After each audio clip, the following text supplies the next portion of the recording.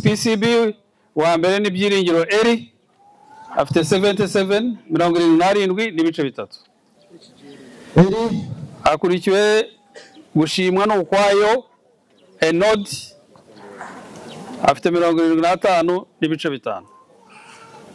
Wa gatatu ni Ngabo y'Imanzi Elize afite 72 n'ibice bitatu. Senior 6 MCE ari nayo ya nyuma. Wa mbere ni Akanwa naho Nathan afite 78 n'ibice bitanu.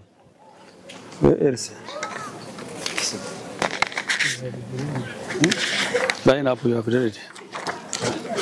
Wa kabiri ni Dushimimana Sonia afite 67 n'ibice 7. Wa gatatu ni Mutarutwa Anet ufite 63 n'ibice 2. Ababyeyi rero mu terani aha abana mu myaka yose ukurikiye uko bagiye bakora. Nago twabavuga bose ariko usanga wa mbere wa kabiri kugeza no ku wa 10 ikinyuranyo ari gito cyane ni ibice.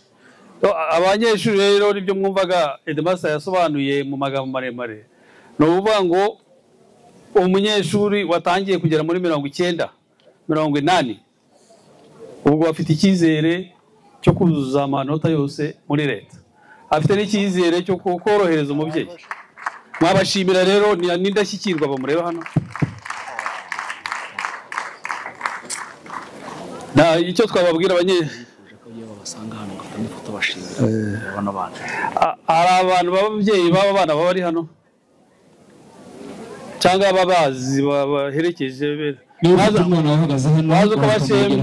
mukabashimira bagafata n'ifoto muze mwegera abana banyu n'abanyu murabahunga se ufite umwana hano muri aba bahagaze imbere atambuke baho amashyi utambuka rwose Imana y'umugisha mwakoze ufite umwana hano ujya imbere hano mwegere umuhagara iruhande ufite ifoto ufite ifoto arabafata mushimire rwose